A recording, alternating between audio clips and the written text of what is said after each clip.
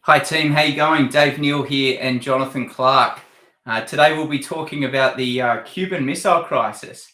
And, I'm very fortunate to have Jono here with me today, and he wanted me to mention that his job and role in this was to provide sarcastic inputs from the side. Look, to frame this discussion, what I would first say is, I think history is one of those things that's commonly overlooked. And frankly, the further and further you zoom out and the more you seem to include in terms of world events, what you see are continuous and repeated patterns. And the reason why I wanted to start this series known as the But It Wouldn't Happen to Me series and start with the Cuban Missile Crisis was I think this event had the potential to escalate to a World War III and no doubt to a Holocaust of in the terms of nuclear weapons. And it was a matter of small changes and small decisions by a number of key people delivered in a certain way that resulted in a very different outcome. One which we've become, we've now accepted as the history of today. And so I want to rewind. I want to go back in time and I want to explore this in a little bit of detail. And in doing so, by the end, I want to draw it to lessons learned.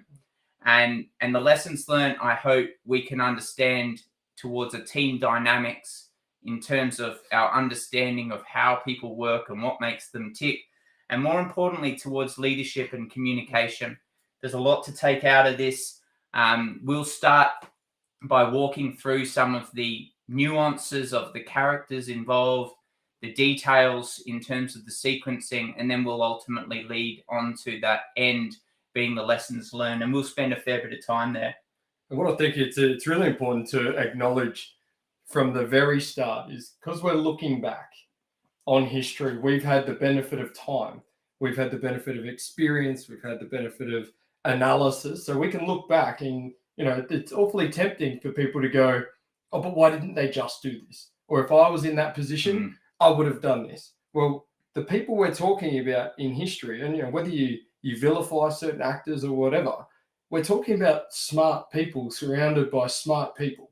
So it's important to frame that when we're looking at a situation like this, these are really smart human beings in positions. They were not inept. They're not inept. They're not incompetent. They're not stupid. And these people have risen to the top of their hierarchies due to their competence and their relevance.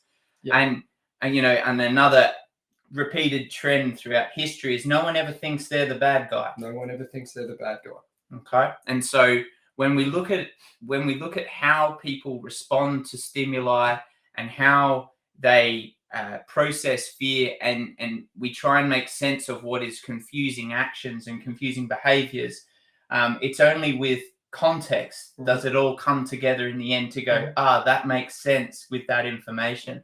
And so I hope by the end of today, we at least arrive on that conclusion and we can look at if we were in their shoes, what we would do differently. But more importantly, what we can do with the information we have now, because that's something we can actually work with. And understanding that we aren't feeling the pressure of the time directly. When we look back in this situation, we're not feeling millions of people watching our every move and critiquing our every decision as it happens. We're not the ones that are getting written into the history books at the time. So we have a level of objectivity that potentially they didn't have. And we're not potentially the ones going to die. Exactly. When you talk about putting skin in the game, these people had skin in the game. All right, so let's start. All right, so the Cuban Missile Crisis broadly was a function of the Cold War. And the Cold War broadly stretched from 1947 through to 1991. It was a conflict between the two superpowers that emerged at the end of World War II, being the United States of America and the Soviet Union, also known as the USSR. It broadly commenced with the Truman Doctrine, which started in March 1947, and it ended around the dissolution of the Soviet Union. Although some people debate what the true end of the Cold War was, most sources will agree that it ends about that time. Now, the term cold is a loose term because there were a large number of people that were killed throughout the Cold War. It's not to say that it wasn't hot, right? What the cold function refers to is that both of these superpowers recognized each of the other's capabilities, and therefore the threat of each of those organizations. And what that meant was they knew the risks associated about going directly toe-to-toe in a contemporary and conventional sense. And so what that meant was there was a translation in the way that they approached their problems to adopting what was called a concept known as proxy wars. And what that meant in practical terms was they would back smaller players, and the smaller players would represent communism or capitalism, or under the bracket of what the communists would call imperialism, and they would fight their battles vicariously through other armies and through other countries. Now, that's what it means when it says, from a cold perspective, but it was quite hot for those small countries, I'll tell you that much. And many, many people died as a result of these two ideologies going toe-to-toe and using proxies as their mechanism to push their ideologies forward. Now, it triggered a nuclear arms race.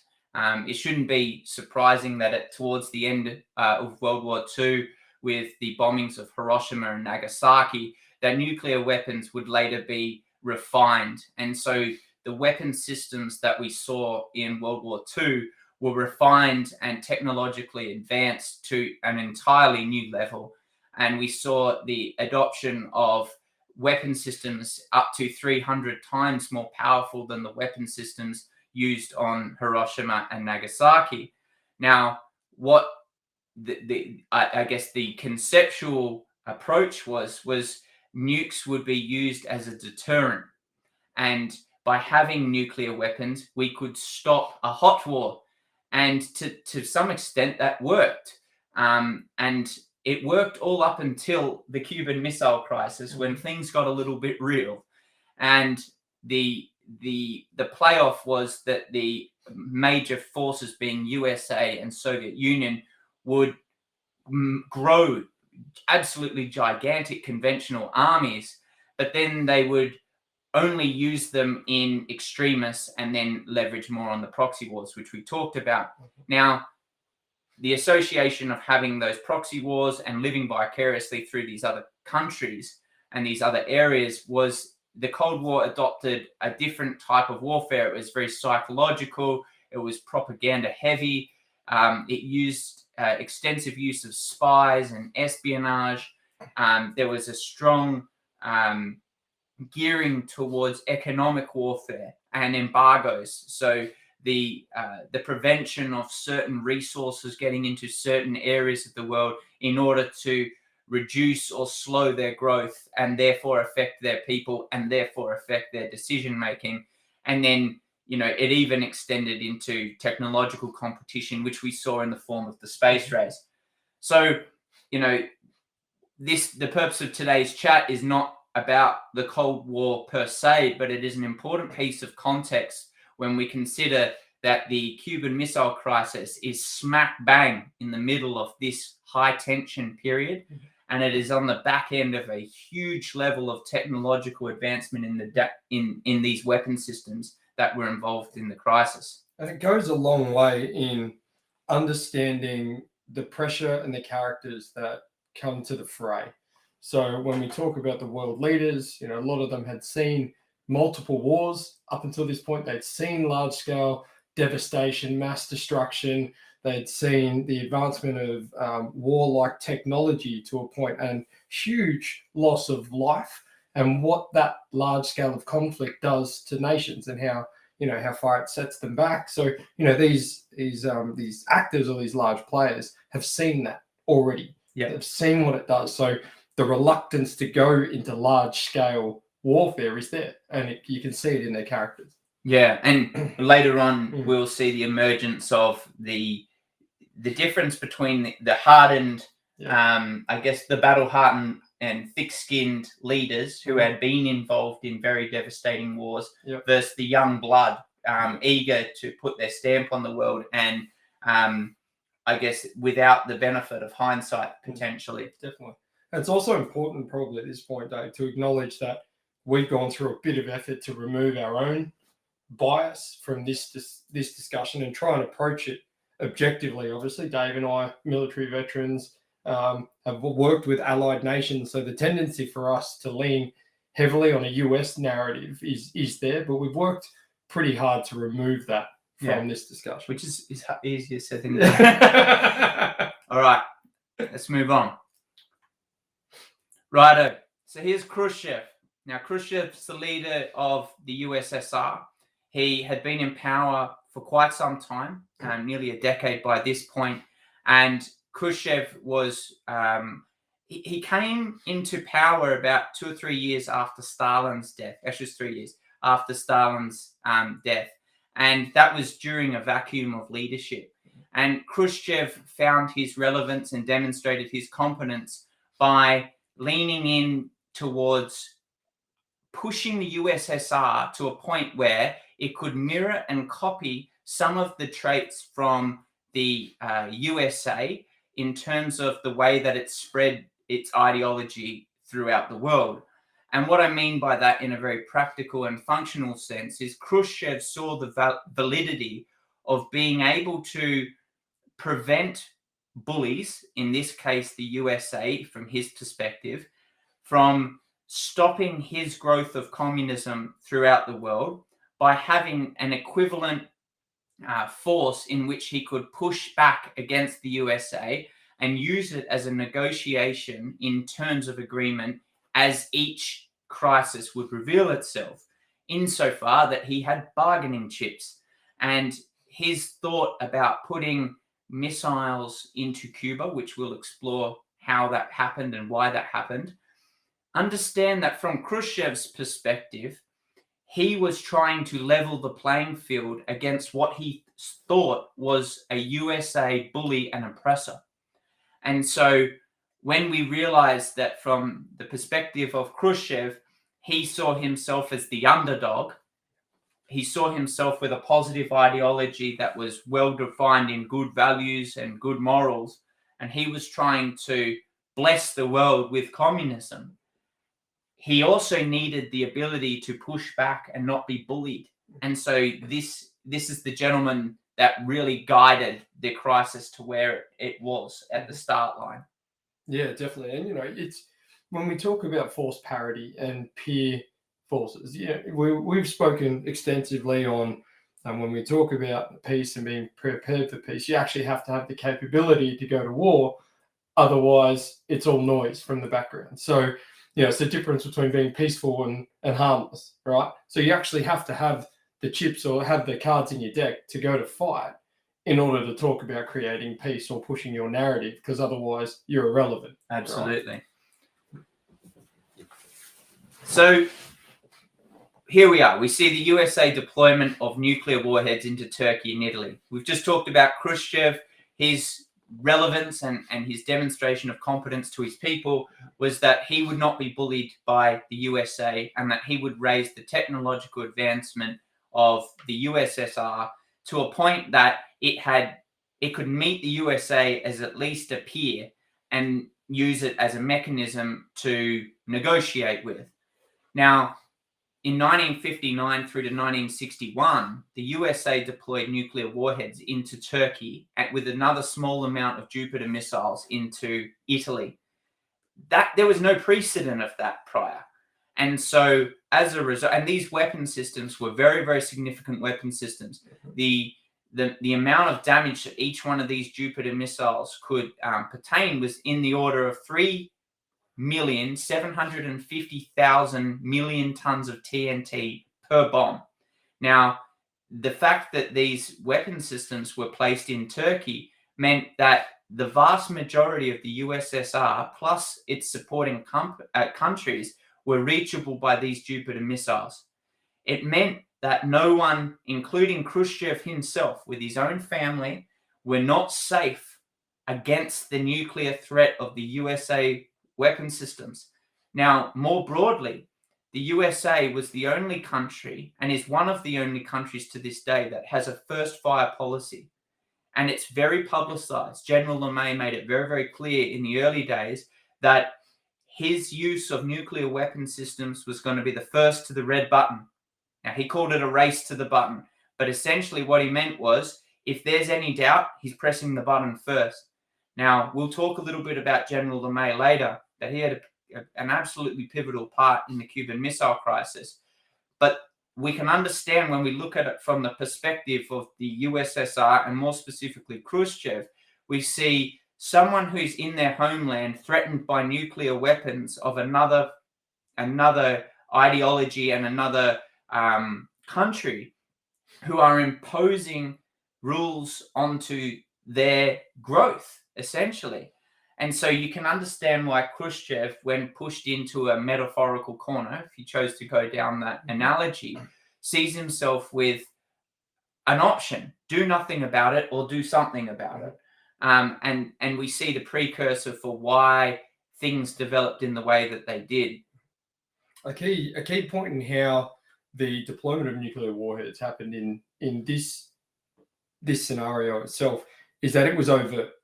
There was nothing secret about the deployment of US nukes into this area at all. It's very overt, agreed upon by the countries that the nukes were going into, because they saw it as a defense mechanism as well. So it's a really important and pivotal point that the USA was able to keep the world stage on side by maintaining its overt decisions and showing their cards effectively that no, this is what we're doing, this is why we're putting nuclear weapons here, and they got agreement and all that overt agreement from the countries they're replacing. Absolutely. Right. So this brings us to Kennedy. Now, John F. Kennedy came into power 4 months prior to the Bay of Pigs invasion, which we'll talk about soon. One of the precursors for Kennedy coming into power was in the environment within the USA at the time. The nuclear arms race was hot topic. And what that meant was that people who were to be elected needed to cover that topic. And the narrative that got people elected at the time was the USSR has primacy of nuclear weapons insofar that they have more capability and more capacity than we do as the USA. And so that struck fear into the hearts of many of the USA citizens, and fair enough, it makes perfect sense. And as a result, Kennedy was elected in. It wasn't just because of this, but it was one of the main factors. And it became highly relevant in the next 4 months and then onto the next year as we dealt with the inevitable crisis. But Kennedy found himself essentially, imagine rolling into a new position of leadership and finding yourself having to navigate this level of complexity. And then we start seeing some of the decisions that he had to make. Now, the first big decision was the Bay of Pigs, and this happened 4 months after his inauguration. The Bay of Pigs was a very large-scale effort. It was a CIA-trained and led invasion. It was an abhorrent failure at the time, and it happened over a 3-day period. But essentially, one of the revolutionary democratic forces within Cuba was backed by the CIA, equipped by the CIA, and trained by them.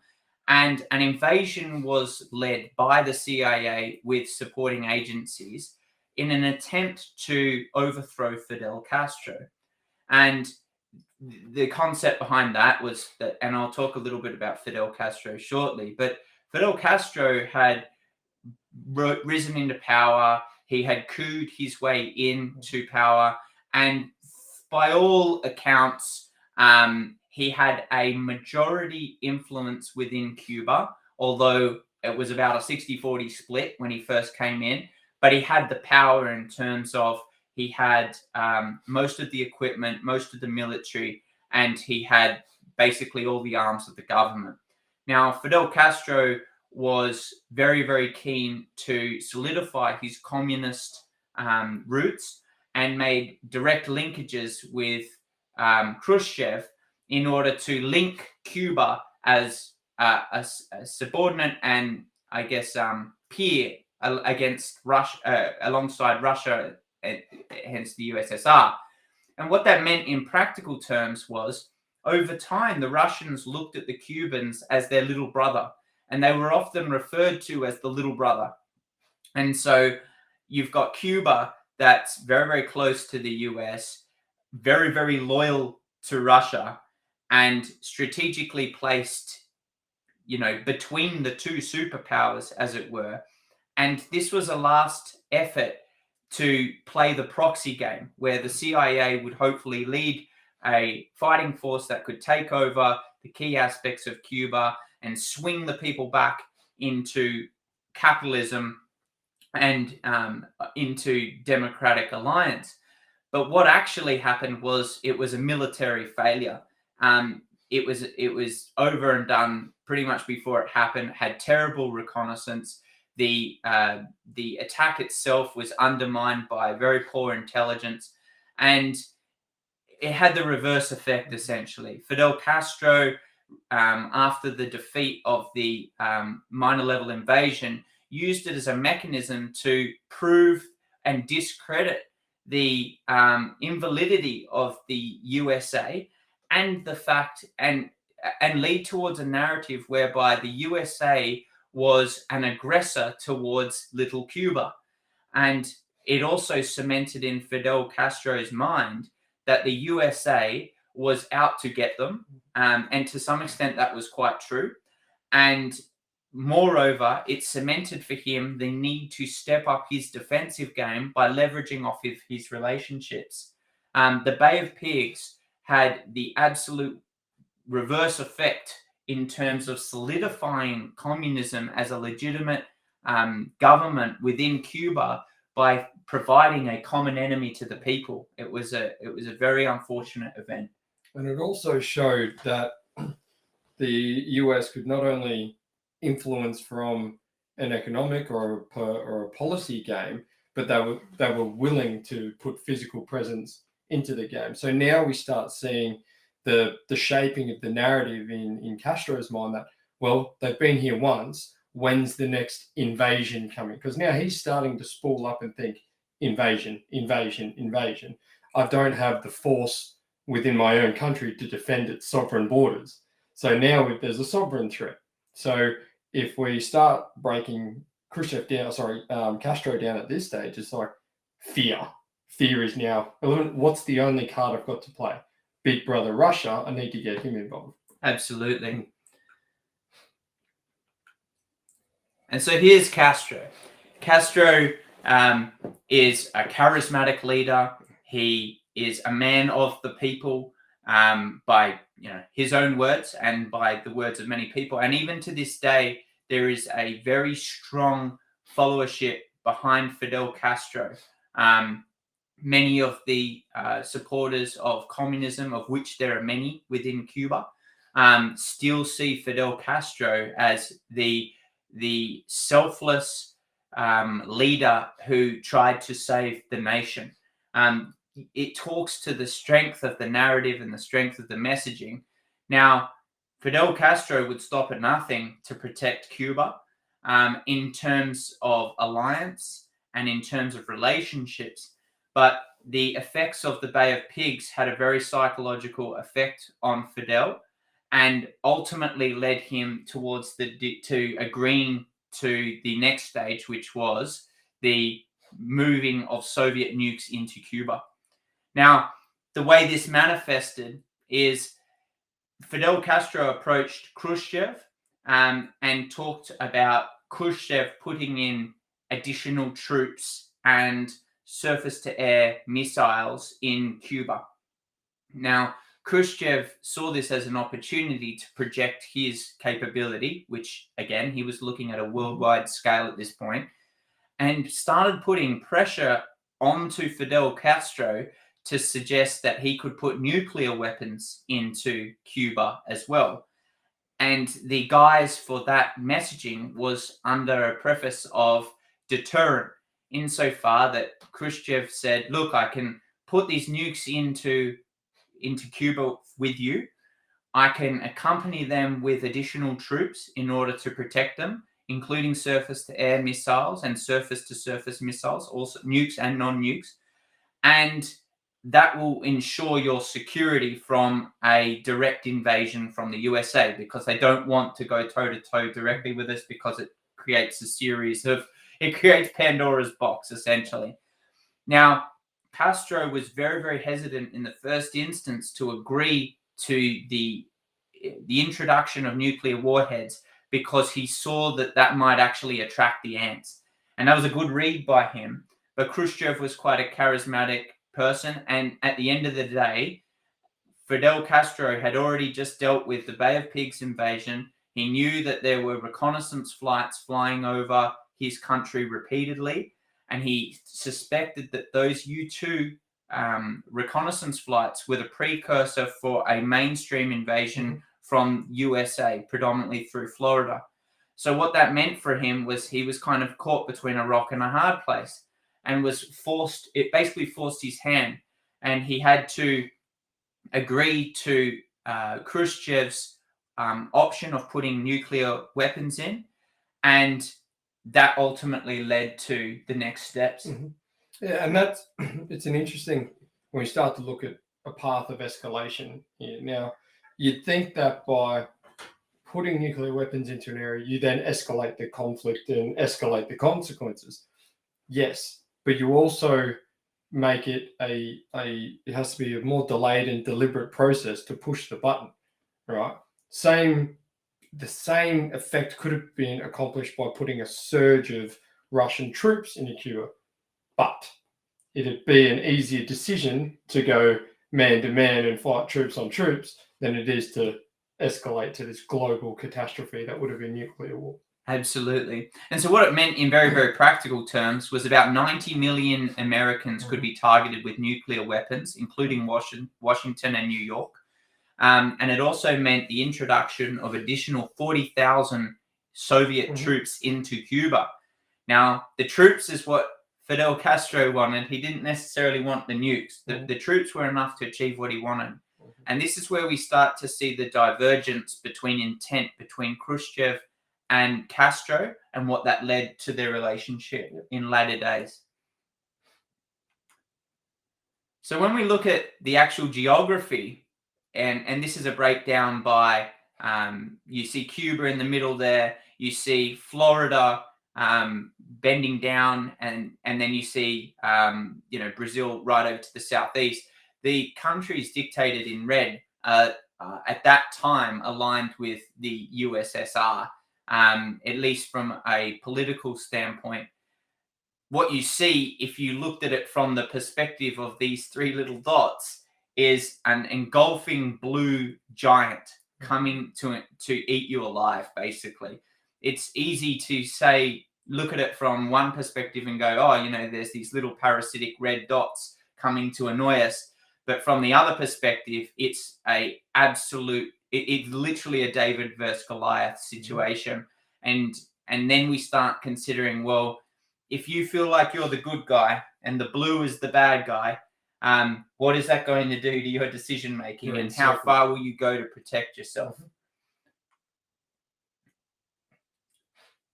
So 16th of October, we see the first detection of, correction, it was on the 14th of October, with the vast majority of sites detected by the 16th of October via U-2 flights.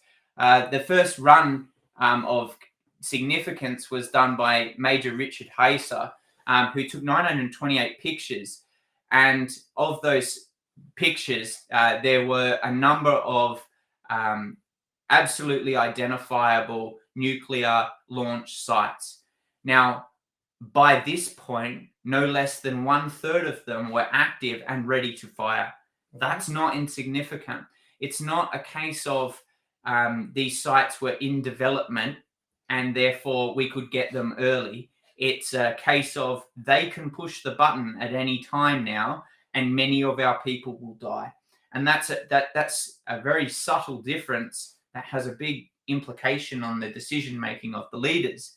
As the identified sites were locked in and further analysis was conducted, a greater search went into trying to find where these nukes were coming from, and they found the logistics naval run from the USSR, and they determined through a number of different sources that more missiles were on the way, and there were a couple of ships of interest for the USA. But ultimately, it called the hand of the US. They had to do something, and they had to do something very, very quickly. Well, they'd seen the impact of what standing by and watching powers move in a world stage had done in World War II. So that was a hang up for the leaders at this stage. They're like, you know what? We stood by for a long time. We'd let Germany get a foothold, and look how that turned out. So now they're at a stage where, you know, they're trying to maintain global peace, let's say, and they don't want to be left out. They don't want to be left too far back in the running to be able to push any further action. And it's also, I think, really important to bring out here is the uncertainty of what's actually there. Yes, they see the sites in development. They understand what's being built in Cuba, but they don't know how many missiles are there and what brand of missiles. They know roughly range and capability, but they don't know with definite certainty how many missiles are on the island. And here's one of the kickers that we will lead to in one of the lessons towards the end is they also didn't know the intent. Exactly. And so in the absence of context, there was the perfect opportunity to rationalize their own. And in the absence of context, it's a leader's responsibility to provide that context, and with as much information or the best information they have at hand. And all of the US leaders jumped into providing the gap. And that's where we see divergence in what the interpretation of what this meant, and therefore the actions that were, I guess, put on the table to respond.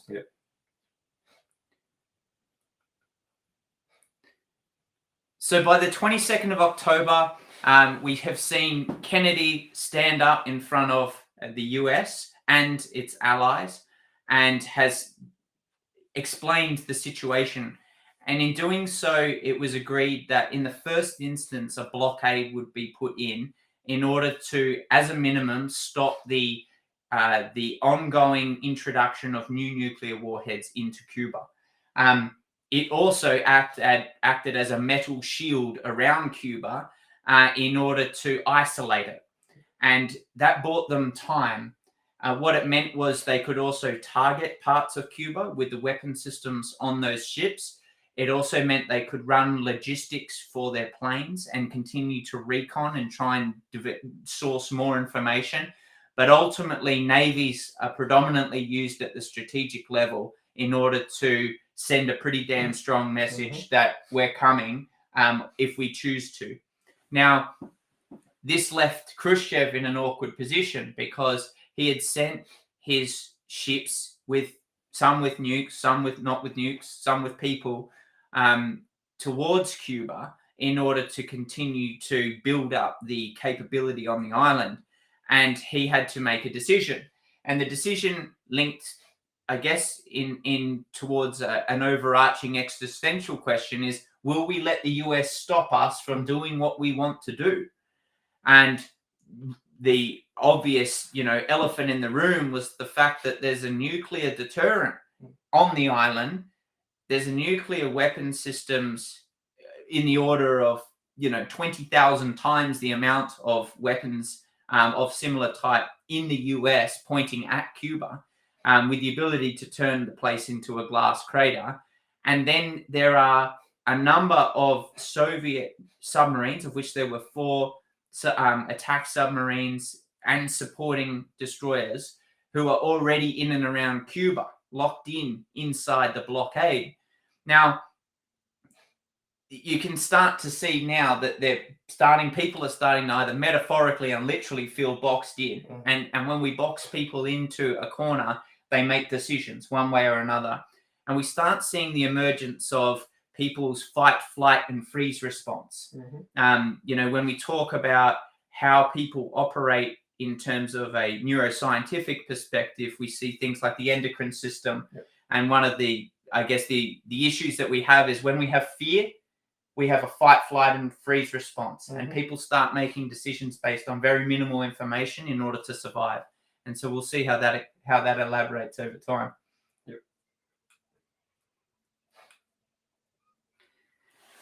So Kennedy is now caught between a rock and a hard place. He's been in power for a very short amount of time, and there had always been the elephant in the room about what they do with Cuba. 315 kilometers away from Florida was a very angry ant's nest worth of people who didn't align with their ideologies. And so within the Kennedy administration, and we start to see the emergence of kind of two groups. One is we don't want to invade. What can we do in terms to negotiate? And then we see the other side, which is we need to preemptively strike. Now, the two people you see on the screen here is Tommy Thompson, who was the former ambassador for the US, for the US inside the USSR. And we see Robert Strange McNamara, who was the Secretary of Defense. He was also the Secretary of Defense through the Vietnam crisis as well. Very, very intelligent man. And on the other side of the fence, we see generally led, no pun intended, by General LeMay. Now, I've put up a quote here to give you a bit of a snapshot about the type of person General LeMay is. If you kill enough of them, they stop fighting. General LeMay had a history of pushing the red button first. He was not averse to conflict. And in fact, he was a man who was made by conflict. In his earlier days, he had been responsible for the development of the firebombing campaign for Japan. And there was in a twist of fate, Robert McNamara, who was a certified genius in terms of data and analytics, had done the groundwork and the maths behind how they could economize the firebombing in order to increase civilian casualties on the Japanese fire raid in order to promote a surrender response from Japan. General LeMay was also attributed with, when they were doing firebombing flights over Japan, and there was a 20% turnaround rate insofar that people were finding excuses to get out of doing the bombing runs. General LeMay was coined with leading those particular charges from that point on in order to incentivize his people to go and commit to those bombing runs. And anyone who turned around was court-martialed as a result. That's the kind of man General LeMay was. And he absolutely had no issues with pushing the red button first. And so his take on it was, we have an opportunity here. And better yet, we now have a perfectly reasonable excuse in order to invade Cuba by conventional means in order to protect ourselves. And so essentially he goes, well, now we can pull the defense card and we can invade them. And so he mobilized 180,000 troops, stationed them in Florida, and began training them specifically for the role of invading Cuba. 1,080 planes were ready, locked, and loaded to bomb Cuba back to the Stone Age. And the question he kept bringing to this Security Council was, it's not if to attack, it's when to attack. And from that, he meant from a tactical perspective, how could we get best effect? Now, with the benefit of hindsight, history has a funny way of providing more context. What General LeMay didn't know at the time was that about 40,000 troops of the USSR were stationed in heavily constructed and defended positions in support of the Cuban military.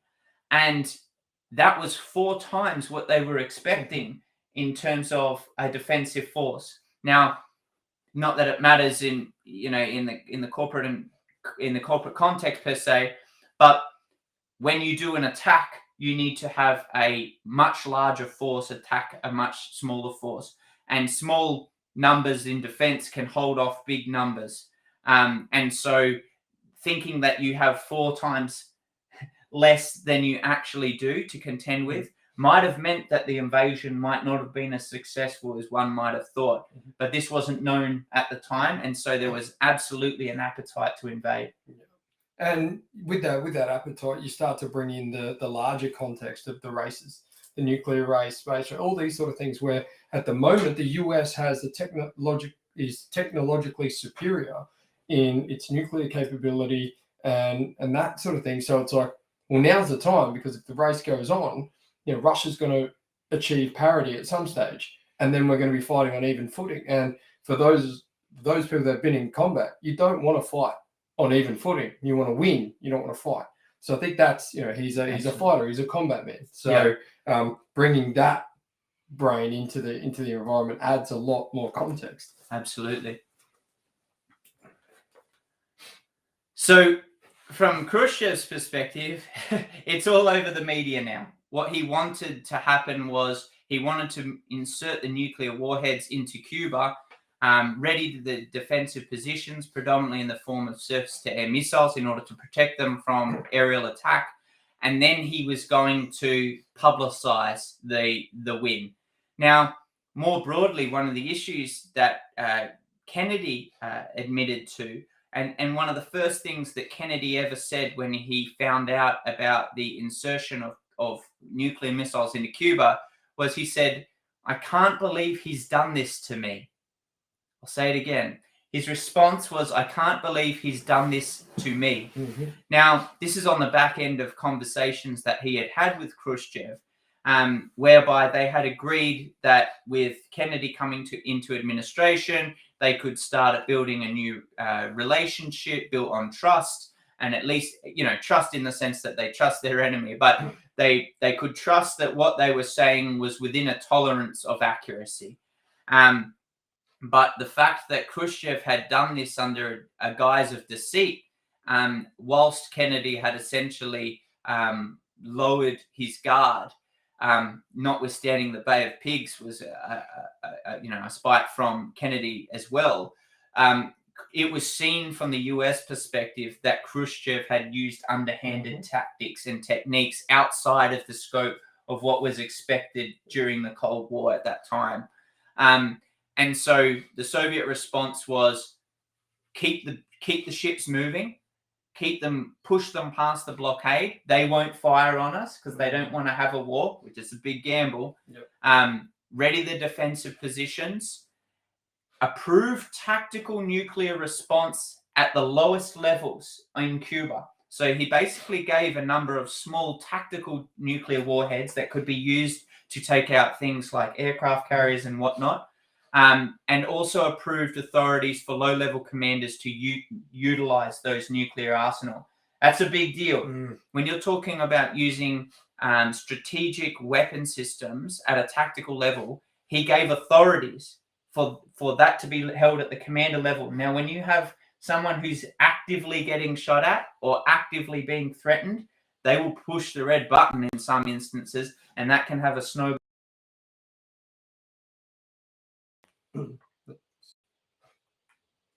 Led to this, the boiling point, predominantly geared around 27th of October, when a number of back and forth communications had happened between Khrushchev and Kennedy. And Kennedy's administration got caught in this really awkward position.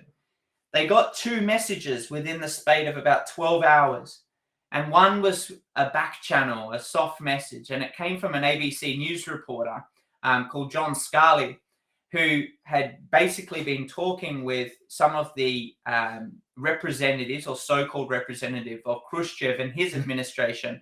And so they're looking on the television and they're seeing message 2, and Khrushchev's standing there, waving his fist going, "I'm going to burn the USA to the ground. Any attack on us is an attack on the Soviet Union. Any attack on Cuba is an attack on the Soviet Union. We will defend ourselves with nuclear weapon systems." And then he's backed it up with another written correspondence, and which has been telegrammed, and has now, they've got that in one hand, and they've got another message, which they call the soft message, in the other hand, coming from this John Scully bloke.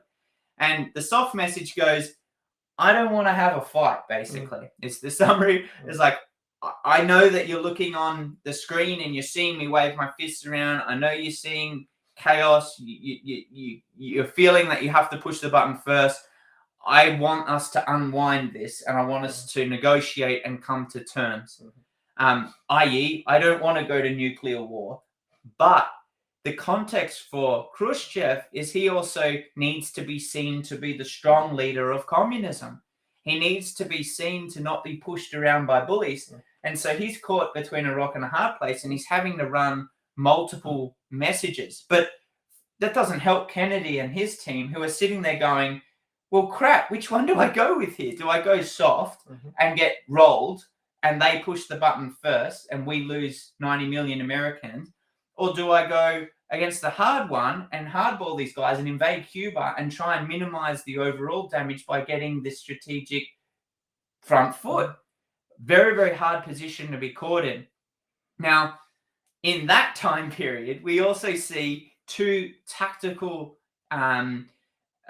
escalations occur on the battlefield. One, on October 27th, a Russian submarine with nuclear-tipped torpedoes was being isolated from its other USSR naval vessels. And what they were doing was what was called sonar bombing. And the US destroyers were chasing this sub. So they'd found the sub, and the sub has to gun it and try and get away. But the sub is slower than the destroyers. And so they're kind of like predators now chasing a wound. It's like an orca with a seal. And so what they do is they throw sonar bombs down. And it's the equivalent of you being in a 44-gallon drum and someone coming up with a sledgehammer and slamming the side of it. And what they didn't know at the time, which might have influenced their decisions differently, was the captain crew of the vessel had been given authority that in the absence of communication, they could make decisions around the use of the nuclear warheads. But what it required was a 3-person sign-off with the 3 senior officers on the ship. Now, moreover, within this ship, the cooling unit had broken down, and the CO2 within the ship was at incredibly dangerous levels. And the ship had been designed for Antarctic conditions. Now, what it meant in practical terms was it was like a furnace in there. It was in the order of 65 to 70 degrees Celsius. And they had been in those conditions for weeks at this point. And now they're getting chased. Now they're getting bombed, and they have lost communication. So for all intents and purposes, the people on this submarine think they're in World War III. And they're a cooking time. They're absolutely, their decisions are not in good conditions, and they're having to make snap decisions to save their lives for all intents and purposes. They think they're being sunk. And so 2 of the officers approved the signing of the launch of nuclear tactically tipped torpedoes to start launching at destroyers and carriers. Absolutely an act of war. The sonar bombing is questionably an act of war, but it won't damage the sub. But it's very confusing. It's a disruption technique. And one gentleman by the name of Arkhipov decided that he would not sign off on the launch of that particular weapon system. His background context was he had seen some of the damage that nuclear weapons had caused some of his people in a previous accident on another submarine. And the result of which was he was pressured. He was socially pressured. Everyone on the ship was saying, you need to approve this, or we're all going to die. And they were under the firm belief that they were under attack and they were going to die. And he refused to sign off on it. Now, let it be very, very clear. Had he signed off on that outcome, we would have had World War III and a nuclear war. No questions asked. That was absolutely an act of war. Now, in that time period as well, so that's from the Russian perspective. And then from the US perspective, one of their U-2 bombers gets shot down by Castro and his surface-to-air missiles, resulting in the pilot killed. And so they were already at the teetering point. And now these events are coming in. We've got these mixed messages. We've got submarines getting chased with sonar bombs, and they've got nuclear warheads on their platform. And then we've got an aircraft shot down with the pilot killed. So we actually have an act of war. And now how do we navigate this? And it's interesting when you're having been in environments where battlefield reporting is what it is, the act of filtering that kind of communication to a high level headquarters would sound something like contact. Yep. We've been contacted by, and yeah, it's very warlike. Combat reporting's happening. It's not the, oh, yep, they're sitting in the blockade, we're just watching people go for a swim. No, we are talking about combat style reporting is now being filtered up to the higher echelon. Absolutely. So you can only imagine the stress that everyone was under at this point. So decision time. What do you do? To attack or not to attack? Do we get the initiative or do we take it away? Now, a key conversation which probably changed the course of history was recorded on the evening, which was known as the Black Saturday, which was the 27th. And Kennedy was talking to Tommy Thompson. Now, Tommy Thompson knew Khrushchev personally. His wife was actually friends with Khrushchev's wife from when he was an ambassador. And Kennedy can be heard saying, we're not going to get these weapons out of Cuba anyway by negotiation. Thompson, I don't agree, Mr. President. I think there's still a chance. Kennedy, that he'll back down, ? Thompson, the important thing for Khrushchev, it seems to me, is to be able to say, I saved Cuba. I stopped an invasion. And he was right. His empathetic read of Khrushchev, by trying to put himself in the shoes of Khrushchev and trying to redefine what success looked like, led Kennedy to a different outcome. Now, remember, in the ear of Kennedy, you've got General LeMay, who's the head of the invading force, going, I'm an expert at war, and I'm telling you, if you miss your moment now, we're screwed. We're done. That's the context. And Kennedy's new in his administration, is a new leader at this scale. And now he's got to basically push up against General LeMay, who's one of the toughest dudes on the planet, and say, I'm not going to do it. We're going to go towards negotiation. And they both did. And so they sent correspondence back to the Soviet Union in the form, and this is one of the kickers that we'll talk about, is it was all done by written communication. And so it would be written by a note, it would be approved, and then it would turn into a telegram. But it was about a 12-hour turnaround process. It's because the telecommunication that they had been undermined by a previous decision by Khrushchev. He decided to use that, it was like a gentleman's agreement. We won't use this method of communication for deceit or for deception, but he did. So they'd effectively burned that communication method. Absolutely. So the broad agreement looked like this. The Soviet Union would turn its ships around, and they were coming very, very close to the blockade at this point. They agreed to remove the nukes from Cuba, and the soldiers' numbers would be downgraded. Albeit, he used the opportunity to get in more people in order to raise the technology, but the overall number of Soviet conventional troops would be reduced. USA would agree to covertly remove its nukes from Turkey. It agreed that they would not invade Cuba, and it agreed to remove the blockade, which it ultimately did by about November. Now, they both agreed that a hotline between Washington and Moscow would be put in place to ensure that the communication is refined in case this ever happened again, because they both agreed that the absence of communication was what was leading to a lot of the misinformation. And more broadly, Kennedy and Khrushchev both signed a treaty banning nuclear testing by the 5th of August, which they did. Now, out of all this, it might seem a little bit absurd, but we haven't talked a lot about Cuba. And, funny though. Yeah, right? So Castro's been involved in all this, but really it was like the two, it was like the big brother and the bully going toe to toe. And the little brother's kind of watching, going, where do I sit in all this? And that was the source of a lot of animosity that we'll explore in a second. But so Cuba was left out of the negotiations, and Khrushchev had essentially adopted the role of direct negotiations with Kennedy's administration.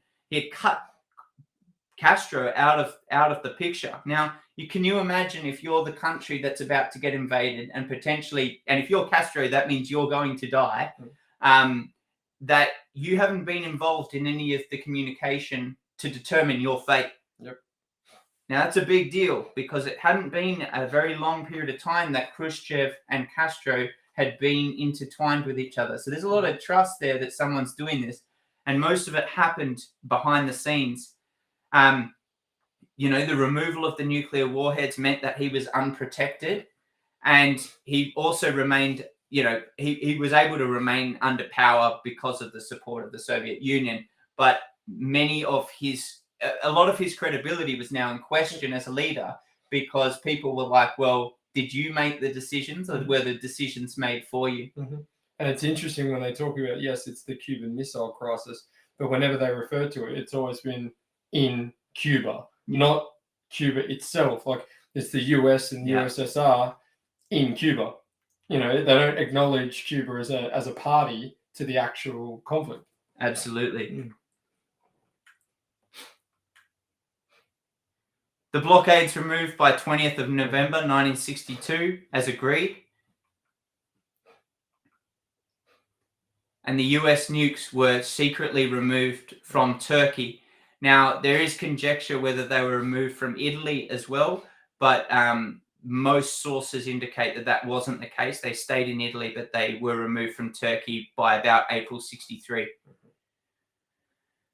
So what a roller coaster. Wow. These poor leaders get knocked around. The world was prepared for World War III, essentially. It was about to absolutely kick off. And it's really important to point out here that at about that boiling point around the 27th of October, nuclear warheads had already been approved and were active. And it's well recorded that on both sides, the nukes had been dropped to a 5-minute firing point.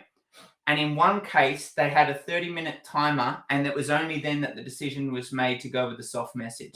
These nukes were firing. Yep. This wasn't a case of will they fire, it's where do they fire. Very, very different discussion. And that's the boiling point we had got to. It had got to absolute extremists by this point. And the invasion plan is at a point where it's going live on the 30th. Absolutely. They are stepping off line of departure on the 30th. Yeah, the fight is on. Yeah.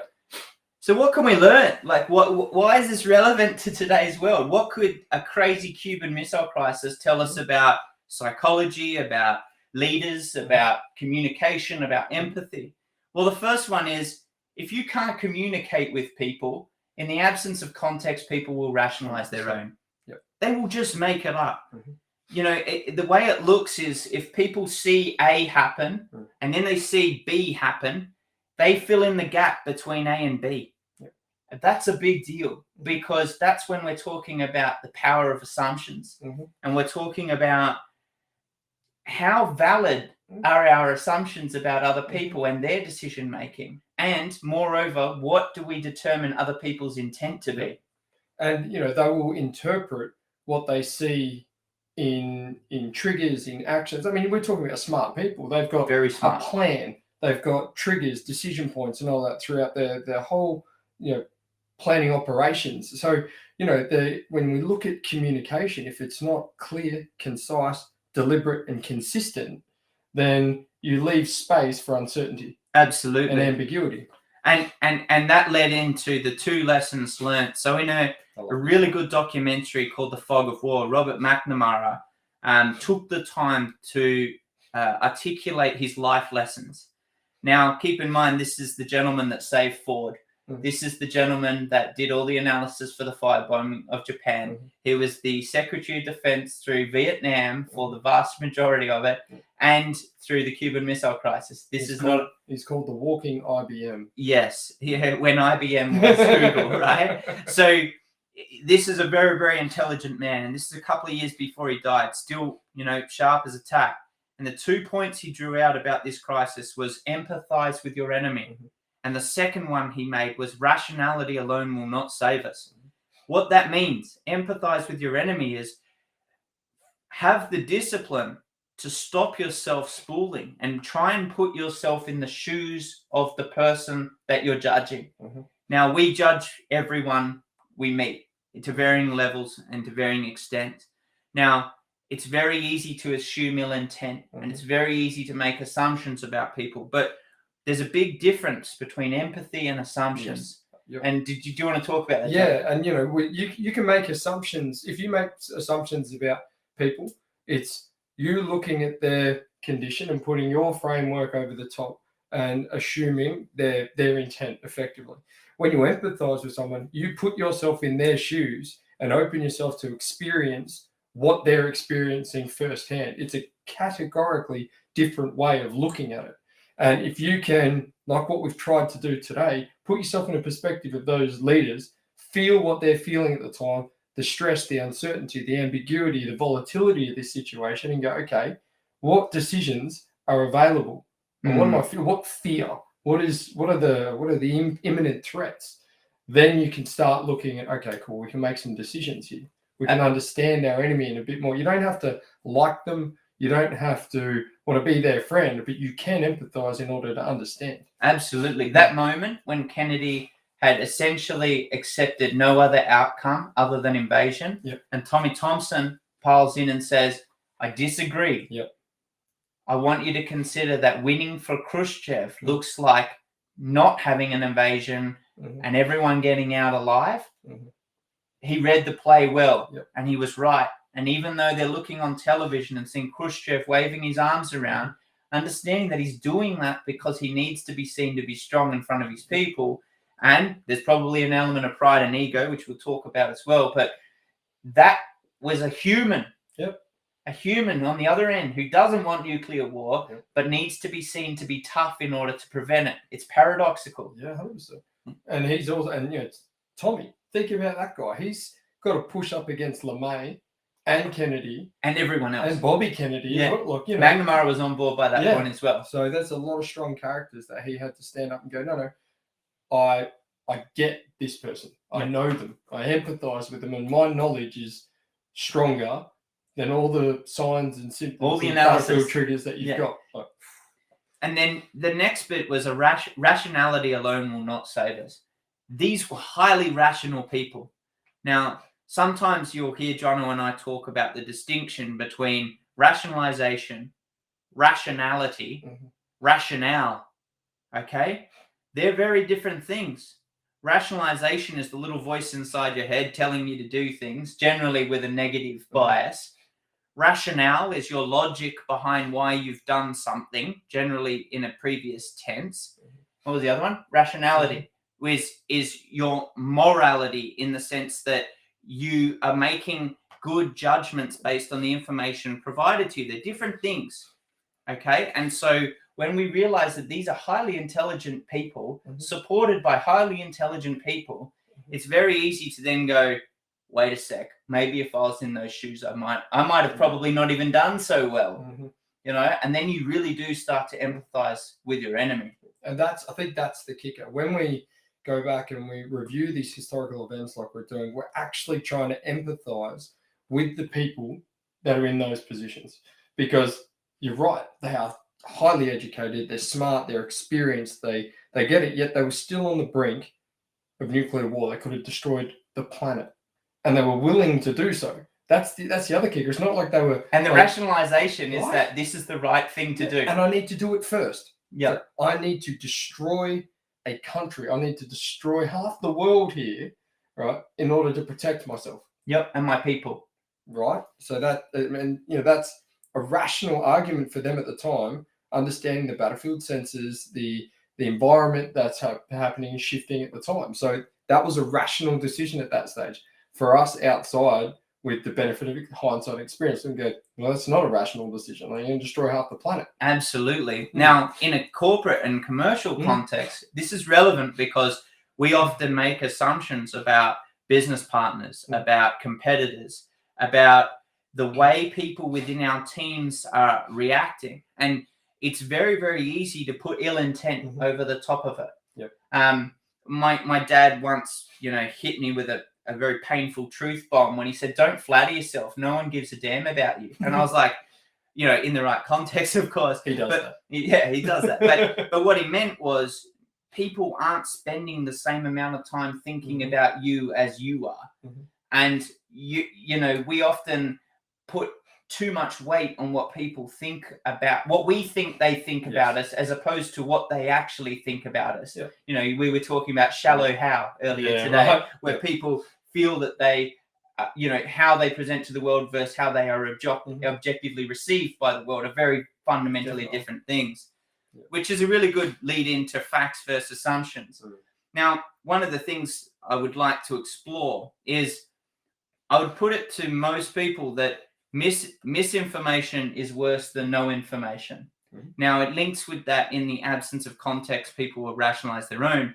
But with misinformation, it's easy to assume that that is a valid piece of data.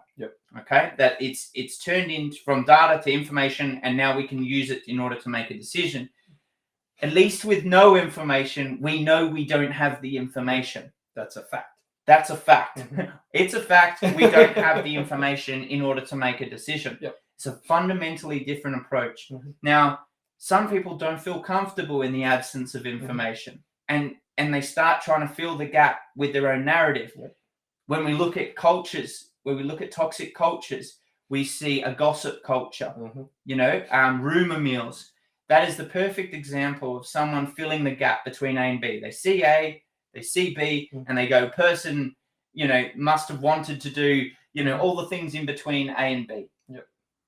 Then that becomes supposed valid information, and then it becomes part of the rumor mill. And we see the culture start deteriorating. And people who weren't there now speak to it as fact. So it becomes actually third and fourth hand information, whereas they heard it from someone who saw it firsthand, but they omit that part and they go, this happened. And they put their own rationality over the top. They put their own filters, their own behaviors, experiences from when they've been in that position before. And now the facts, assumptions change. And now people are making decisions based on assumptions with no intent to clarify. And that's a dangerous place to be. And it takes a lot of moral courage to say, I don't know. And it seems to be a degrading trait in today's world. We feel like we have to have an answer, particularly in a Google culture, we have to have an answer to everything. Sometimes there's a lot of power from a leadership perspective to say, I don't know, or I don't know yet. And that's something we can come back to. And you can leave with credibility saying that, instead of putting misinformation on the table. Because if you get found out that you didn't know and you push that information forward, then your trust is gone. Which leads on to trust and rapport. Perfect segue. Now, there's a level of irony about this particular case study because, there's a concept called escalate to de-escalate. Now, John and I are predominantly from all-male environments, and we were both in the military for a long time. And in fact, when we first met each other, we hated each other's guts, and we nearly ended up in a bar fight. But that was the precursor for a very, very strong friendship, right? And so there's a level of a paradox here in that sometimes we need to escalate to demonstrate our strength and our willingness to stand by a value set, and then take it from there, and that there's a new baseline set. It's a very hard thing to navigate and get right. But in the case of Khrushchev and Kennedy, this scared the living hell out of them. This was, for both of them, an absolute nightmare. And what it did was set the precursors for a relative wave of safety post-Cuban Missile Crisis. There was a vacuum after this period because everything was like, whoa, that got a bit intense. And things started winding back a little bit for a period of time. What it also meant was they established the communication line in order to remove the misinformation. The 12-hour turnaround, not quick enough when we're considering U-2 bombers and nuclear-tipped torpedoes flying around. All right, so we need to be quicker, we need to be on point, and we need to be talking in fact. And that leads to, what I would suspect is one of our last points, moral courage. The brave captain on the USSR nuclear sub, he stopped World War III, like, it made no, there's no question about that. That took serious moral courage to stand up, but do the right thing at the right time in the right way. And look now in our corporate and contemporary environments, and you have to ask yourself: is how many of us are brave when we must be brave, and do we have the moral courage to stand there and have awkward conversations, or say no, or risk offense in maybe offending people, risk our jobs, our livelihood for the right thing. I mean, movie culture has done maybe not a lot of damage, but people always see themselves as the hero in the story. Well, history would say that not everyone can be the hero in the story. This guy was one person on a whole sub. He was the villain. He was the bad guy who said, "No, we're not firing nukes." And these would have been people he has worked with for years. In those circles, in a submarine, like, you're a close-knit group of people. So to be able to stand up against your mates and basically say, "No, we're going to die on this ship. We're going to die." Yeah, that's basically what he said. That takes serious courage. And looking back retrospectively on this event, you go, well, of course you'd say that. I mean, if you were put in that position, it's the right thing to do. It's not obvious. It's not obvious. If you're in that situation, faced with all of that friction, uncertainty, volatility, and then you've got the experience and the camaraderie, and then it's like, and you're pretty much about to die in their mind, to go, it's not the right thing to do. Yeah. Challenge that is not the decision the majority of people would make. I'd agree with that. Yeah.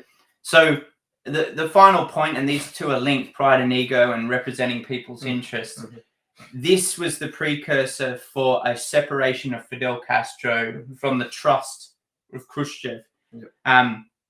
Khrushchev, negotiating on Castro's behalf, when Castro found out about it, sent him into a rage. There, he tore his whole office to pieces. And ironically, he said the same words that Kennedy said: "I can't believe he's done this to me." And so that links to pride and ego. And we've got to always ask ourselves, would we rather be correct or would we rather be right? Now, I think that we would agree that there's a bit of a culture, an emergence, at least in the culture, where people would rather win an argument than concede and be one step closer to the truth. Agreed. Now, some people might say, well, what is the truth anyway? I was like, well, fair enough.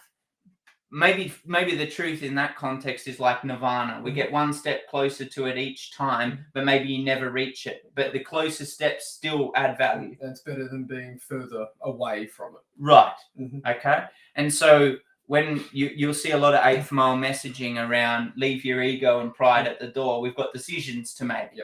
That's what we're referring to. If pride and ego had won out, no doubt this event would have turned into a holocaust, a nuclear holocaust of unknown proportions.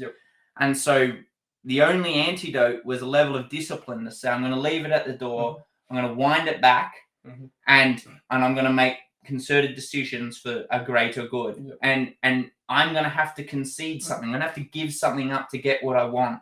And I'm going to have to do it and represent people in forums where they can't represent themselves. I'm going to cover someone else's interests. That's what this event brought to the fray. And there's good examples and there's bad examples. The bad examples see Castro separating from Khrushchev. The good examples, like Khrushchev at least coming to the negotiation and agreeing, and Kennedy doing the same. And Kennedy going on to speak at universities about the positive aspects of Russian culture and community as well, which goes a long way to bridging the gap. And it's interesting to see Kennedy's development there, which you'd like to see in leadership, where, it starts off with, I can't believe he's done this to me. But then to be able to separate that and make decisions based on the greater good. Exactly. If you could transfer that learning and these mistakes, which is what historical review is all about, into current day organizations, go, hey, this decision isn't targeting you personally. It's about making the organization better. And then if leaders can then bring that back, like give that back, it's like, no, find a way to communicate about the problem, not the person, then you go a long way to creating, actual solutions to problems rather than ego-driven plans that can't be let go. Absolutely. Well, team, thank you That's for us. joining us for the Cuban Missile Crisis. I hope that's been of value for the people that came and joined us. I would hope to think that, you know, people can take something away and bring that into a corporate or contemporary context. You know, from a personal perspective, a huge amount of the content that we create is based on historical case studies. And I think there is a general aversion in society to look back and see where we're coming from and make assessments. It's such a shame because, you know, we're always constantly looking for the next shiny methodology, the next, you know, the next tool. And many cases we're rebuilding the same thing that was built some years ago by some very, very smart some humans. very smart people, and there's a lot of utility in the product of the past. If you're, you know, if you can leave your pride and ego at the door and you're willing to learn from it. So from me to you and from our team, thank you so much for joining us. We look forward to next time when we do, but it wouldn't happen to me. And just one more, Dave, I'll just throw in here. Don't be afraid to share your own history and experience with your people, all right? When we say leave our ego at the door, it's now as well. You know, you're writing history every day that you do things. It might not be a Cuban Missile Crisis, but it is your own history. So analysing your own history and taking those lessons out, leaving your ego at the door, and then sharing that is of crucial value to your teams. Yeah, well said. All right, team. Until next time, safe travels. Thanks, guys.